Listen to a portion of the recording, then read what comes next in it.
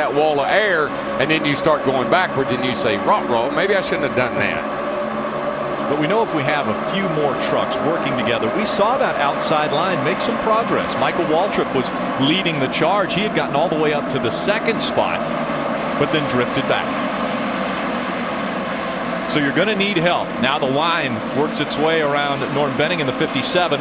Norm going 2 laps down now. James Busher didn't spend a whole lot of time away from that yellow line. After he got by Norm, he just dove back down to the bottom to the yellow line. Yeah, a lot of times when you run up on lap traffic, it will separate you out. It'll move you around a little bit, and there's a chance to make a move, maybe make a pass, but not going to happen this lap. Craig Ghost gets by. Now TJ Bell trying to work his way around that 57, and you see the 18 of Kyle Busch just behind. There's TJ Bell right there. Kyle's actually pushing TJ Bell, or at least giving him a little bit of a nudge. I think Kyle's actually, this doesn't make a lot of sense because Kyle Busch and Patience don't usually go together, but he seems to be. He's up to 13th and just kind of riding along, picking one off every now and then. 3 wide back behind him. Again, trying to get by Norm Benning in the 57. You see him side by side now. Max Pappas in the 9 and Brendan Gaughan in that South Point number 62. Right in front of Max Pappas, the 22 truck, is Joey Coulter making his debut. Had a great year last year in the ARCA Racing Series, won a race.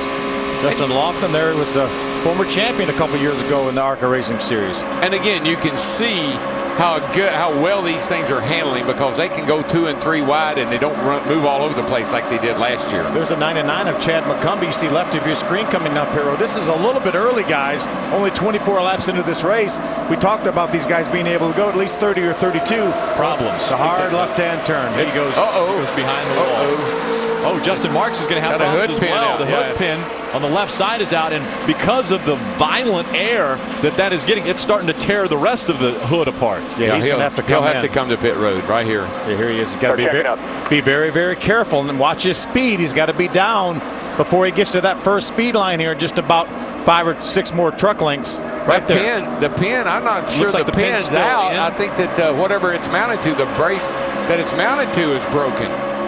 They can use some of that X-Flex tape and maybe tape that thing down, get him back out. If this race goes green before the first round of pit stops, then it won't hurt him too bad. The 2 trucks you saw running side by side were Timothy Peters and Brendan Gaughan. They were racing for the 18th spot. Take a look again at what happened to Justin Marks' hood. Yeah, the brace, the bracket that runs out there for that hood pin to set on and the pin to go through to hold the hood down broke because the pin was in, and you can see they put the bear bond on there to get it. That should hold it down. It's amazing when he didn't lose that hood, though. It was. The way that, and that air at 190 miles an hour, it's amazing what that stuff can do. Yep. Now, we're closing in on our first pit stops, and it looks like it might be green flag pit stops. When James Busher decides it's time for him to come onto pit road, we're going to see things pick up very quickly. Hope he turns his blinker on. Just like the drop of the green flag, we were 2 by 2. That's about to happen again.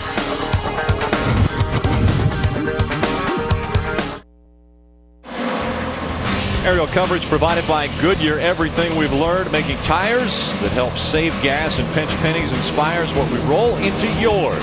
Fuel Max tires by Goodyear. More driven. Packs of truck making their way onto pit road. Krista. Michael Waltrip had planned to come in a couple of laps ago, but he wanted to find a partner to pit with. His plan was to pit with the 30. It's going to be fuel only. That's the call, reminding him to take care of his tires, but it's fuel only. Hermie? The 30 truck of Todd Bodine on pit road. He pitted with Jason White. Todd Bodine taking 2 right side tires and filling up with Sunoco fuel. Fuel only for Jason White. Ray? Down on this end, lots of pit stops happening. We see the number 9 of Max Pappas is in. They went with right side tires, fuel. We see the 29 leaving pits also, and we believe the leader will be in this time. Look for James Busher to roll off the racetrack. James Busher making his way onto pit road now, Ray, leading our lead pack toward you. Krista. Kyle Busch also coming in. They were looking for a partner as well, but they had planned to come in on this lap 30. The 84 of Chris Fontaine possibly going to pit with him, but he came in with Michael Waltrip and Todd Bodine. Ray? Hermie? Krista, down on my end, they told James Busher, make sure you do not slide the tires because we're going fuel only on the number 31 now to Hermie. Yeah, Ricky Carmichael came in, fuel only. Matt Crafton on pit road, fuel only. And Joey Coulter on pit road, fuel only for all three of those trucks. The smooth surface really not wearing away these tires, so a lot of drivers opting just for fuel. And I can't believe how long it takes to put fuel in these things. I mean, they're sitting there long enough fuel to actually change 4 tires if they wanted to. You know, one thing surprised me about Todd Bodine's stop. Now, I understand it's not a big deal, but they kept the right side of the truck jacked up while they're putting fuel in it, and that puts the fuel to the left side of the truck. So could they pack that truck completely full even with the right side tipped up? Well, you would think if you were just going to fuel only, you wanted to jack some the one side or the other, you'd do it on the left side. Yeah. Tilt that thing up to the left and put it in. So I'm not sure what that was all about. You know, the possible reason for that is for most of the drivers, their signal to leave is when the jack drops. So they left that truck jacked up on the right side. So when the fuel got done, they dropped the jack and they turned them loose. But I agree with you guys. I think you could possibly get a little bit more fuel in if it's at least sitting on the ground level. Yeah, level, or if it's up on the left side a little bit would make more sense. But you might be right about their what they were thinking. Too fast exiting pit road, so the 07 of Donnie Neuenberger has to come back in and serve a penalty. Krista. Jeffrey Earnhardt, the number 1 Chevrolet, in right now. They're waiting on fuel. It's a long stop, though, because they're waiting on the second can to come over the wall, but it is a fuel-only stop for the one now. Wheels out of this race.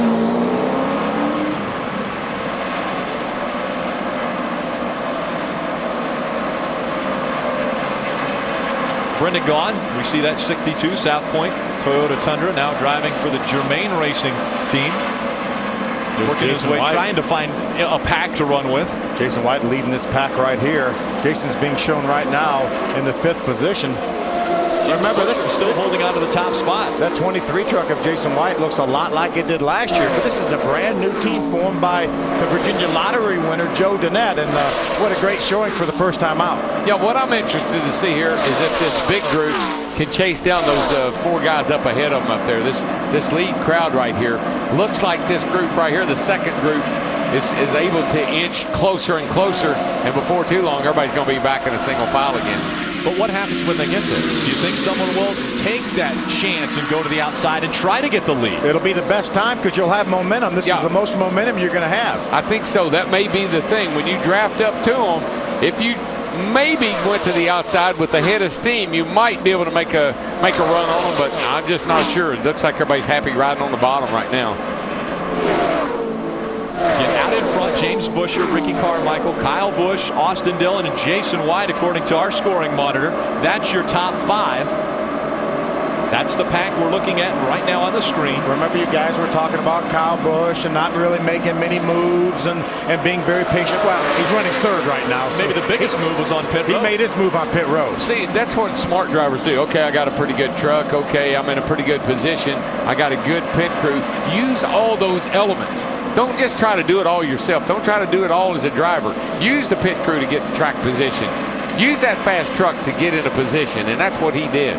I'm telling you guys, that second group was going to catch this front group. They ran over half a second faster that last time than the front 4 did. Now they're going to have to work their way around Justin Marks in that 66. Remember the hood problems for that 66, the white truck on the bottom of the racetrack. He slowed down just a bit. So theoretically, as they're closing in at a little bit faster pace, you would think when they got there they would just drive around them, right? They would keep going.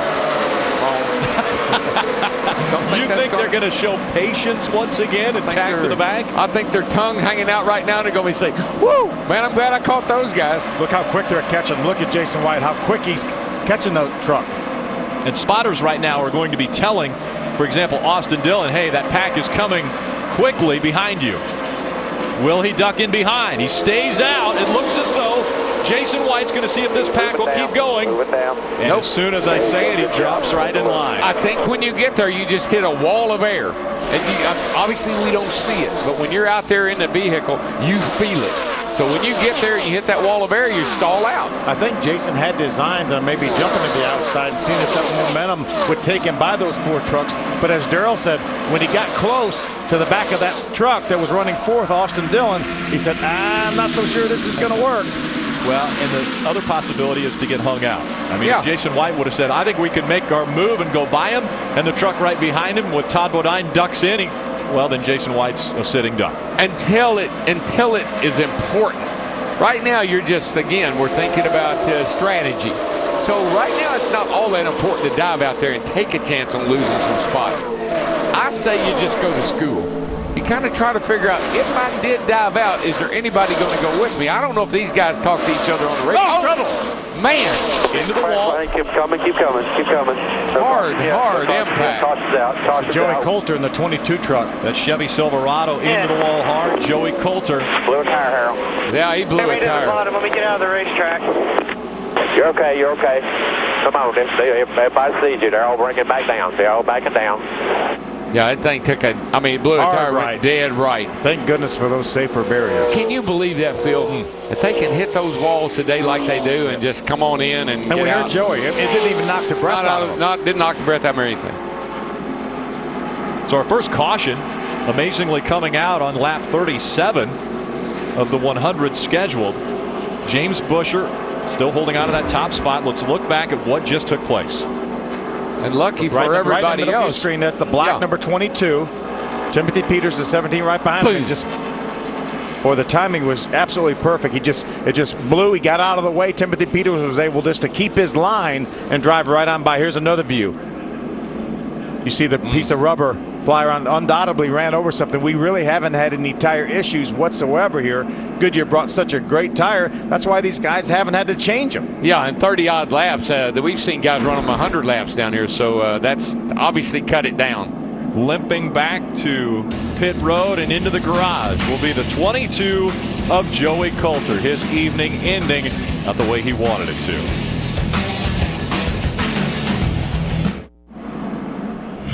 Welcome back. NextEra Energy Resources 250 kicking off the 2011 season from Daytona International Speedway. The top 5 stayed on the racetrack, but a lot of trucks came to pit road. Let's go to Ray Dunlap and get an update. Well, Rick, I think this may be a really good move for some of the trucks that came to pit road here to put them in a guaranteed window of one more stop. The 2 of Elliott Sadler came down on lap 39. They went with right side tires, and there's Hornaday's number 33 Stakem Chevrolet. He did the exact same thing. So those guys getting right sides, they believe that this point will let them stop one more time and be in a good fuel window. Hermie? Yeah, Ray, variant pit strategies in the middle part of pit road. Ricky Carmichael stayed on the racetrack. He is actually shown in P2 right now, second place. Jason White also stayed on the racetrack in the 23 truck. Todd Bodine did come down pit road, topped off with fuel only for Todd Bodine. Krista? Hermie, a couple of different strategies for the 18 of Kyle Busch. They went with fuel only, while Johnny Sauter, 1 pit stall away, made a 4-tire change.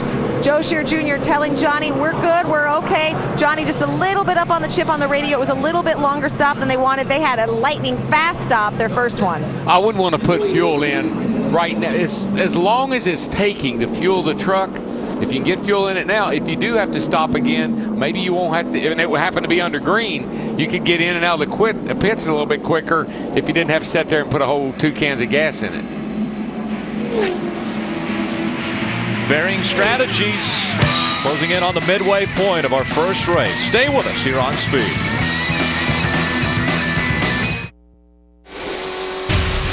Wednesday night, the most intense car building competition ever comes to Speed. Car Warriors, all-star builders take on small-town heroes in a 72-hour race to build one wicked ride. Big egos, big characters, big conflict. Car Warriors premieres Wednesday night, 9 p.m. Eastern on Speed. The lucky dog goes to Cole Witt in the 93 truck. Their engines are going to give Cole a chance to get his lap back. Hermie, what's going on with fuel down there on pit road?